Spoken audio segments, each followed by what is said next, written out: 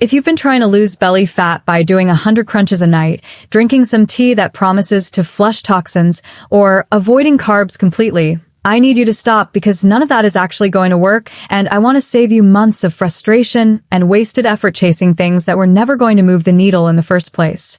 In this video, I'm giving you the full beginner guide to actually losing belly fat, the real biology behind why it accumulates there in the first place, why spot reduction is a myth backed by actual research, and exactly what to focus on with your nutrition, your training, your sleep, and your daily habits so you're not wasting time on things that don't work. This is the video I wish someone had shown me years ago, before I spent so much time and energy on approaches that were fundamentally never going to get me the results I was after. Quick disclaimer before we start, and I'll also put this in the description. I'm not a doctor or a licensed nutritionist. This video is for general educational purposes based on well-established exercise science and nutrition research, not personalized medical advice. Everyone's body, health history, and hormone profile are different, so please check with a healthcare professional before starting a new fitness or nutrition program, especially if you have an existing health condition, are pregnant or breastfeeding, or have a history of disordered eating. Alright, let's actually break this down properly, starting with why belly fat shows up in the first place, because understanding the actual mechanism behind this is going to make everything else in this video make a lot more sense. Why belly fat happens? Let's start with the actual science, because understanding this changes how you approach the entire problem, and it's the piece that almost every quick fix video skips entirely. There are two main types of fat around your midsection. The first is subcutaneous fat. That's the fat just under your skin, the kind you can pinch between your fingers. The second is visceral fat, which sits deeper, wrapped around your internal organs like your liver and intestines. Visceral fat is the one that's more concerning from a health standpoint because it's linked to a higher risk of heart disease, type 2 diabetes, and other metabolic issues, which is honestly a bigger reason to care about this than just how your stomach looks in photos or how your clothes fit. Where your body stores fat first and loses it last is largely determined by genetics, biological sex, age, and hormones, and this part is genuinely outside of your control, which is important to say clearly. Men tend to store more fat viscerally, around the abdomen, which is why the beer belly pattern is more common in men. Women tend to store more fat in the hips and thighs before menopause, but that can shift toward the midsection after menopause due to hormonal changes, particularly a drop in estrogen, which changes how and where the body prefers to store fat. Cortisol, your primary stress hormone, also plays a real role here. Chronically elevated cortisol from poor sleep, high stress, or overtraining has been associated with increased abdominal fat storage in multiple studies. This is one of the reasons stress management isn't just a nice-to-have for weight loss. It's genuinely part of the underlying physiology, and I'll come back to this in more detail later in the video, because I think it deserves a full section of its own rather than just a passing mention. The most important thing to understand from all of this is that belly fat isn't caused by a lack of willpower or because you're doing something uniquely wrong compared to other people. It's a combination of genetics, hormones, overall body fat percentage, and daily habits, all working together. And the good news is that even though you can't control where fat comes off first or the order your body chooses to release it, you absolutely can control the things that lower your overall body fat over time, consistently, which is exactly what we're covering next. The spot reduction myth. This is probably the single most important myth to bust before we go any further, because it's the one that wastes more beginner time than anything else in the entire fitness space. You cannot choose where your body loses fat from by exercising that specific area, no matter how many reps you do or how much it burns the next day. This has actually been studied directly, not just assumed. Research looking at people who trained one side of their body with resistance exercise for weeks found no significant difference in fat loss between the trained and untrained side, even though muscle strength clearly improved on the trained side. Fat loss happens throughout the body based on overall calorie balance and hormonal factors, not based on which specific muscle you just worked that day. So, why does this myth stick around so persistently, even with the research pretty clearly settled on this? Partly because of workouts do make your core stronger and more defined once the fat covering it is already low enough to reveal that definition underneath. So people see someone with visible abs who also does ab workouts constantly, and they assume the ab workouts cause the fat loss, when really the fat loss came from their overall nutrition and training consistency, and the ab workouts just built the muscle underneath that eventually became visible once body fat dropped low enough.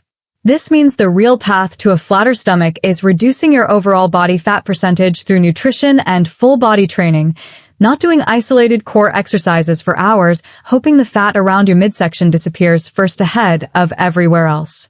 Core training still matters, and I'll cover it later in this video, but it's for strength and posture, not spot reduction. Once you fully accept this, something genuinely shifts. You stop wasting time and energy on things that don't work, and you start putting that same effort toward what actually does, which is what the rest of this video is about. Nutrition fundamentals, the calorie deficit. Now, let's get into what actually drives fat loss, starting with the foundation of the entire process, a calorie deficit. This means consistently consuming somewhat fewer calories than your body burns in a day, so your body starts using stored fat, including belly fat, for energy over time. I want to emphasize the word somewhat, because this is where a lot of beginners go wrong right out of the gate. A large, aggressive deficit might sound faster on paper, but it typically leads to more muscle loss, more fatigue, more intense hunger, and a much higher chance of quitting within a few weeks once the initial motivation wears off. A moderate deficit, generally in the range of a few hundred calories below your maintenance level, tends to be far more sustainable and preserves more muscle mass along the way, which matters enormously for how your body looks and functions once the fat actually comes off. You don't need a complicated system to get started with any of this.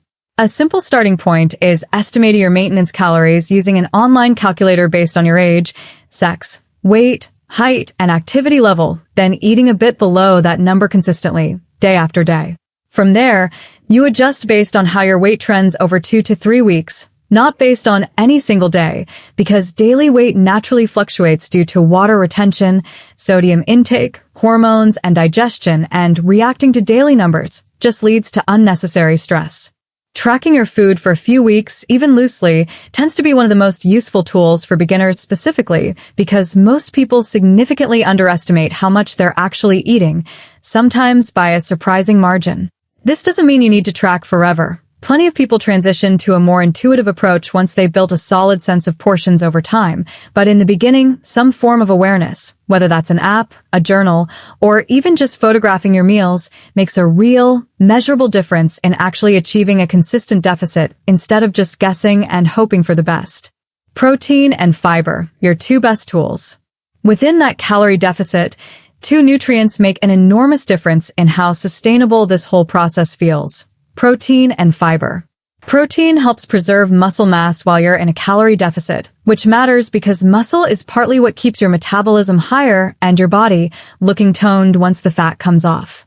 It's also the most filling macronutrient gram for gram, meaning a higher protein intake tends to reduce hunger and make it easier to stick to your calorie target without constantly feeling deprived.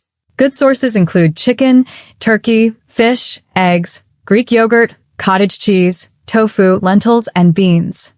Fiber works alongside protein to slow digestion, stabilize blood sugar, and keep you fuller for longer. It's found in vegetables, fruits, whole grains, beans, and legumes. A high-fiber diet has also been associated with lower visceral fat specifically in multiple studies, which makes it particularly relevant for this exact topic, not just weight loss in general. A simple, practical target for beginners is to try to include a source of protein and a source of fiber at most meals.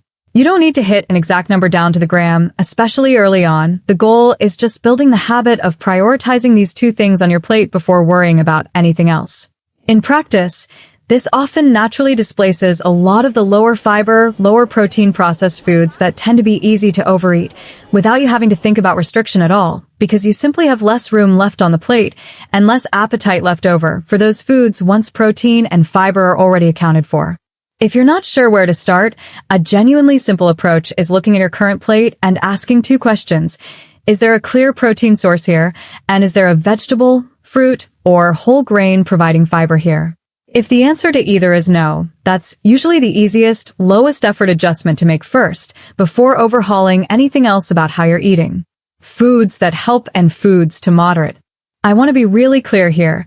There is no single belly fat-burning food. Nothing you eat targets your stomach specifically. I know I already covered this, but it's worth repeating because so much marketing is built around this exact false promise. That said, some foods make it easier to stay in a calorie deficit and support overall health, which indirectly supports fat loss. Vegetables, fruits, lean proteins, whole grains like oats and brown rice, and healthy fats like olive oil, nuts, and avocado all tend to be filling relative to their calorie content, which makes a deficit feel much less restrictive. On the other hand, sugar-sweetened beverages are worth paying attention to, not because sugar is evil, but because liquid calories don't tend to fill you up the way solid food does. So it's very easy to drink several hundred extra calories a day without noticing much difference in hunger. Research has specifically linked high intake of sugary drinks to increased visceral fat over time. Alcohol is similar. It's calorie-dense. It can increase appetite and lower inhibition around other food choices, and your body prioritizes metabolizing it over burning stored fat while it's in your system. I want to be clear that none of this means these foods are completely off limits, or that a single soda or one drink at a party is going to derail everything you've worked toward. Cutting out entire categories of food you enjoy tends to backfire for most people over time, leading to a binge-restrict cycle that's actually worse for progress than just having a normal, reasonable portion regularly and moving on with your day. The goal is moderation and awareness, not elimination, building a pattern where nutrient-dense foods make up most of your intake, while less nutrient-dense foods still have a place in reasonable amounts, without guilt attached to them.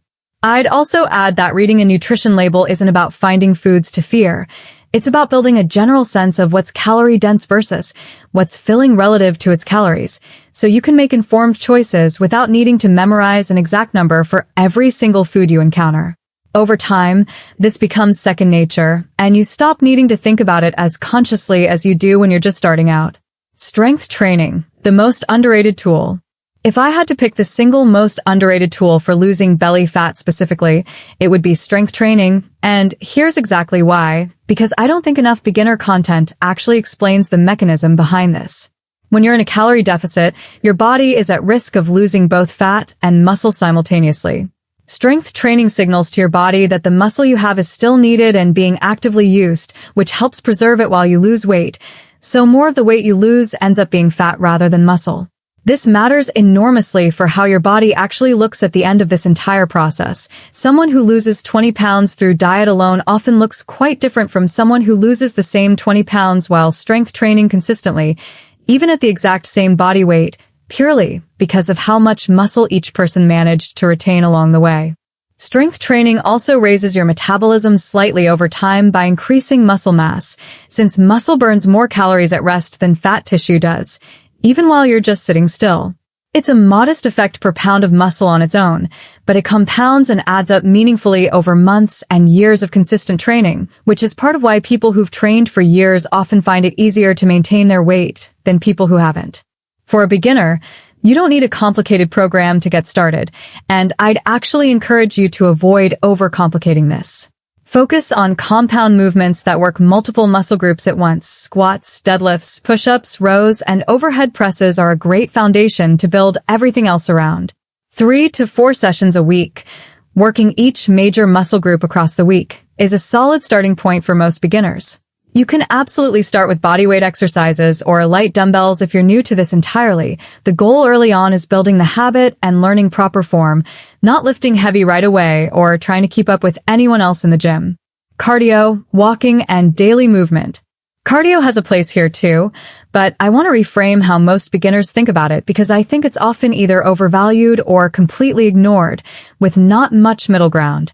Cardio burns calories, which supports the deficit, and it has real cardiovascular health benefits independent of weight loss entirely, but it's not inherently more effective for belly fat than any other calorie-burning activity, and it shouldn't come at the expense of strength training, which is a mistake I see constantly with beginners who go all in on cardio and skip lifting altogether.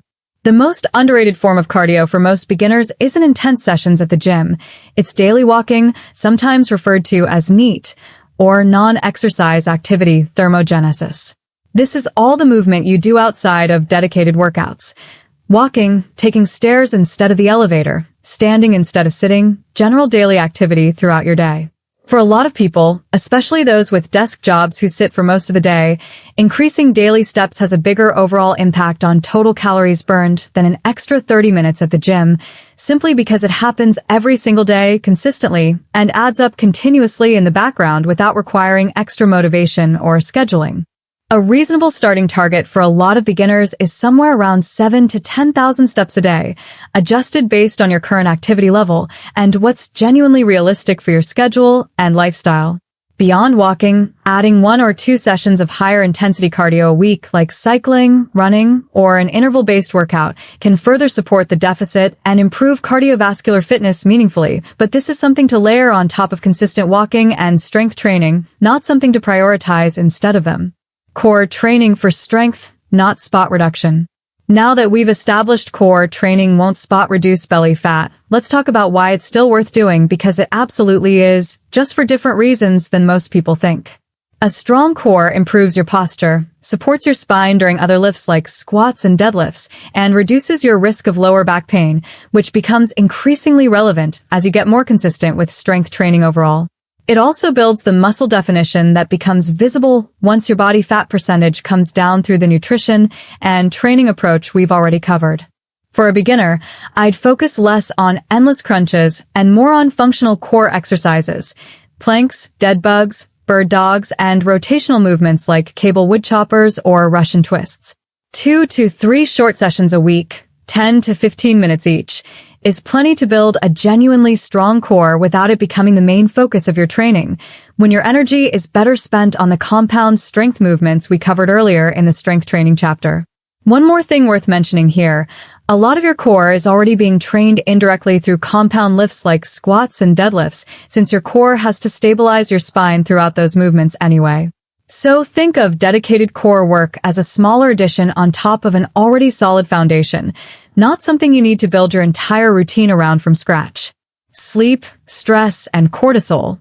This is the chapter most beginner guides skip entirely, and honestly, it might be one of the most important ones in this whole video because it directly ties back to the biology we covered right at the very beginning. Poor sleep has been consistently linked in research to increased hunger hormones, reduced willpower and impulse control around food choices, and elevated cortisol, all of which work against fat loss, and specifically against reducing abdominal fat given cortisol's relationship with visceral fat storage that I mentioned earlier in the video. Aiming for somewhere around 7 to 9 hours of quality sleep a night isn't just a wellness cliche you hear repeated everywhere. It's a legitimate, evidence-based part of a fat loss strategy that most people underestimate entirely, often while obsessing over much smaller details like which specific exercise burns marginally more calories. Chronic stress operates through a similar pathway, biologically speaking. This doesn't mean occasional stress is going to ruin your progress overnight. That's not how any of this works. But consistently high, unmanaged stress over weeks and months can meaningfully work against your efforts, regardless of how well you're eating or training on paper. Simple, sustainable stress management. This could be regular walks, breathing exercises, time outdoors, journaling, or just protecting some genuine downtime in your schedule, is worth treating as seriously as your workout plan, not as an afterthought you'll get around to eventually once everything else is dialed in. Common beginner mistakes. Before we wrap up, I want to run through the mistakes I see beginners make most often on this exact topic, because avoiding these will save you a huge amount of wasted time. The first is going too extreme too fast, cutting calories drastically, eliminating entire food groups overnight, and trying to do everything perfectly starting day one instead of easing in gradually. This almost always leads to burnout within a few weeks, followed by giving up entirely and often ending up worse off than before starting. Second is relying only on exercises or only on cardio, while ignoring strength training and nutrition, which we've covered are actually the bigger levers here by a significant margin. Third is obsessing over the scale on a daily basis instead of looking at the weekly or monthly trend, which leads to a lot of unnecessary discouragement over completely normal day-to-day fluctuation that has nothing to do with actual fat loss. Fourth is ignoring sleep and stress entirely, treating them as separate from the real work of dieting and training when they're genuinely part of the same interconnected system, exactly as we just covered. And fifth, expecting visible results in a week or two of effort. Realistic, healthy fat loss takes consistent months of effort, not days or even weeks, and setting that expectation up front right now will save you a tremendous amount of frustration later on when the mirror doesn't change as fast as you'd hoped it would. A realistic weekly structure. To put this all together, here's what a realistic beginner week might look like. 3 to 4 strength training sessions covering your whole body, daily walking with a step target that fits your schedule, 1 or 2 additional cardio sessions if you enjoy them, 2 to 3 short core sessions layered in around your strength days, and at least 1 full rest day where you're prioritizing recovery and sleep. On the nutrition side, this means eating in a moderate calorie deficit built around consistent protein and fiber at most meals, with the flexibility to still enjoy foods you like in reasonable amounts, rather than following a rigid, all-or-nothing meal plan that's hard to sustain past the first few weeks. None of this needs to be perfect from day one, and I really want to stress that because I think the pressure to do everything flawlessly right away is exactly what causes most beginners to quit within the first month. A realistic starting point is picking 2 or 3 of these elements to focus on first, say, starting your walking habit and adding 2 strength sessions a week, and building from there over the following month, layering in more consistency once the first habits actually feel automatic, rather than trying to overhaul everything simultaneously and burning out by week 2 before you've even had a chance to see progress. Realistic timeline and expectations. Let's talk honestly about timelines, because I think this is genuinely where a lot of content out there sets people up for disappointment before they've even started. Healthy, sustainable fat loss generally falls somewhere around half a pound to 2 pounds per week, depending on your starting point, current body composition, and how large your deficit is, and visible changes specifically around the midsection often take longer to show up than changes elsewhere on the body, simply because of how your individual body tends to store and release fat based on the genetics and hormonal factors we discussed earlier. This means meaningful, visible change in this specific area realistically takes several months of consistency, not weeks, and for some people it may take longer than that depending on their starting point. That's not a discouraging fact. It's actually useful information because it means you don't need to judge your progress based on how your stomach looks after 2 weeks of effort, constantly checking the mirror for changes that aren't going to be visible yet. Judge it based on whether you're consistently doing the things we've covered: the deficit, the protein and fiber, the strength training, the walking, the sleep, because if those are in place consistently week after week, the results follow on their own timeline, even when it's not visible day to day, or even week to week in the moment. It's also worth mentioning that progress photos and measurements, taken every few weeks under similar lighting and conditions, often show change far more clearly than the scale or the mirror do day to day, since they let you compare across a longer stretch of time rather than getting caught up in daily noise. Recap. So, let's recap everything in one place, because we covered a lot of ground in this video. Belly fat is influenced by genetics, hormones, and overall body fat. You can't spot reduce it with exercises alone, no matter how many reps or sets you do.